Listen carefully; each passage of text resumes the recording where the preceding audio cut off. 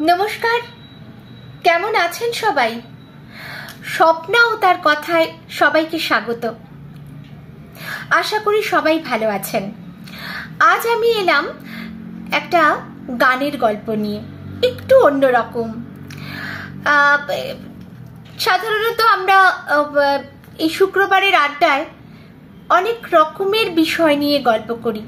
গানের বিষয়ে আমরা কথা বলেছি, চলচ্চিত্র বিষয়ে কথা বলেছি। আজকে আবারও গানের বিষয়ে গল্প করব। গানটি আমাদের অতি পরিচিত এবং শিল্পীও অতি জনপ্রিয়।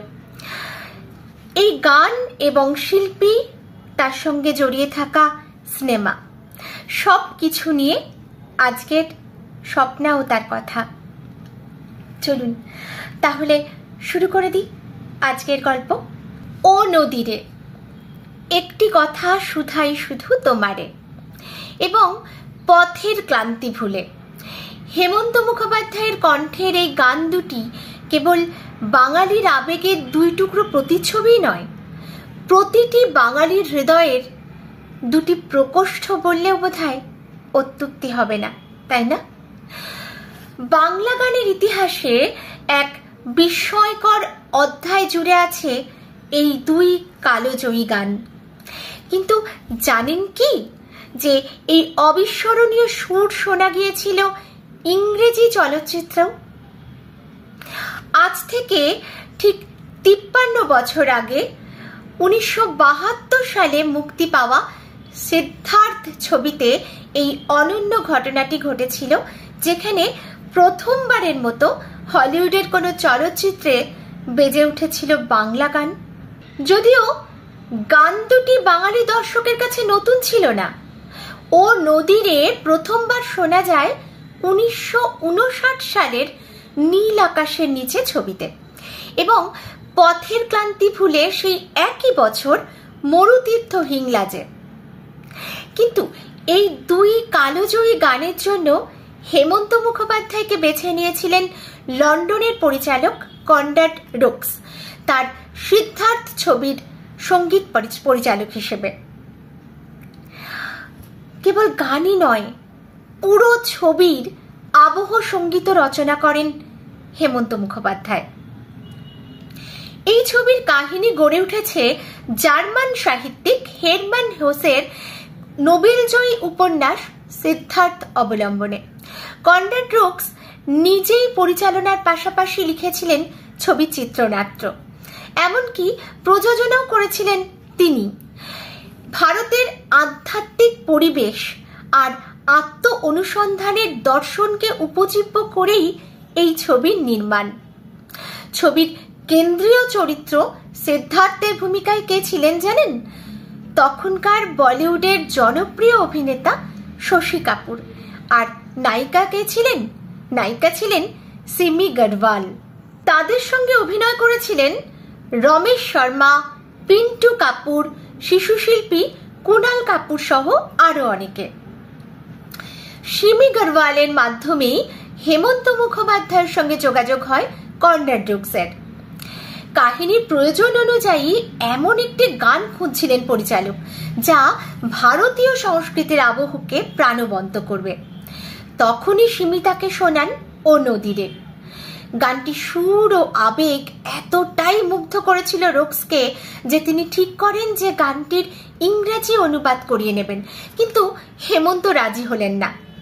তার দৃঢ় বিশ্বাস ছিল এই গানের আত্মা হারিয়ে যাবে অনুবাদের মাধ্যমে, তাই পরিচালককে রাজি করিয়ে আবারও বাংলা ভাষাতেই নতুন করে গাইলেন হেমন্ত। এই ছবির সঙ্গীতের আরো একটি বিশেষ দিক ছিল, ছবি জুড়ে যে আবহ সঙ্গীত বাজে তার প্রায় সবটাই হেমন্ত মুখোপাধ্যায়ের কণ্ঠে গাওয়া হামিং। এমনকি সিদ্ধার্থের বাবার ইংরাজি সংলাপও ডাবিং করেছিলেন তিনি। কিন্তু গল্প তো এখানেই শেষ নয়। নিউ ইয়র্কের এক প্রখ্যাত চলচ্চিত্র সমালোচক যখন শুনলেন বাংলা গান, তিনি পরিচালককে পরামর্শ দেন গান দুটি বাদ দিতে। কনরাড রোক্স তখনও চান বাংলা গানের ছোঁয়া ছবিতে রাখতে, তাই হেমন্ত মুখোপাধ্যায় নতুন করে রেকর্ড করেন পথের ক্লান্তি ভুলে, যা ছবির আবেগঘন মুহূর্তে ব্যবহার করা হয়। এমনকি প্রথমে পরিকল্পনা ছিল আনন্দমঠ ছবির বিখ্যাত জয় জগদীশ হরে গানটিরও রাখার। এই আনন্দমঠ 1952 সালে হয়েছিল। এই ছবিটির বিখ্যাত জয় জগদীশ হরে এই গানটি রাখার পরিকল্পনা করা হয়েছিল, তবে অবশ্য শেষ পর্যন্ত সেটা সম্ভব হয়নি। হেমন্ত মুখোপাধ্যায় তখন লন্ডনে বসেই সম্পূর্ণ সঙ্গীত পরিচালনার কাজ শেষ করেন এবং এই ঐতিহাসিক ছবিতে তার গানগুলির সঙ্গে গীতিকার গৌরী প্রসন্ন মজুমদারের নামও জলজল করে ফুটে ওঠে টাইটেল কার্ডে। সিদ্ধার্থ মুক্তি পাওয়ার পরই আন্তর্জাতিক মহলে সাড়া পড়ে যায়। বিদেশিরাও বিমোহিত হন হেমন্ত মুখোপাধ্যায়ের গলায় বাংলার সুরের এই মায়াবী জাদুতে। অথচ এই ছবিটি ভারতে মুক্তি পেতে পেরেছিল বহু কাঠখড় পুড়িয়ে। কারণ হলো ছবিতে একাধিক দৃশ্যে নায়িকা সিমি গড়ওয়ালের নগ্নতা এবং যৌনতার স্পষ্ট চিত্রায়ন সেন্সর বোর্ডের কাঁটা হয়ে দাঁড়ায়। তবু শেষ পর্যন্ত দিল্লি আন্তর্জাতিক চলচ্চিত্র উৎসবে বিশেষ প্রদর্শনীতে এই ছবিকে স্বাগত জানানো হয়। আজ এত বছর পরেও যখন রেডিওতে বা কোনো পুরনো অ্যালবামে বেজে ওঠে ও নদী রে একটি কথা শুধাই শুধু তোমারে, তখন যেন সেই ঐতিহাসিক মুহূর্তগুলো ফিরে আসে। হেমন্ত মুখোপাধ্যায়ের কণ্ঠে শুধু গান নয়, বেজে ওঠে বাংলা গানের গর্বের এক অধ্যায়, যেখানে প্রথমবার বাংলা গানের সুরে বিশ্ব মঞ্চে ধ্বনিত হয় শিল্পের চিরন্তন আবেদন।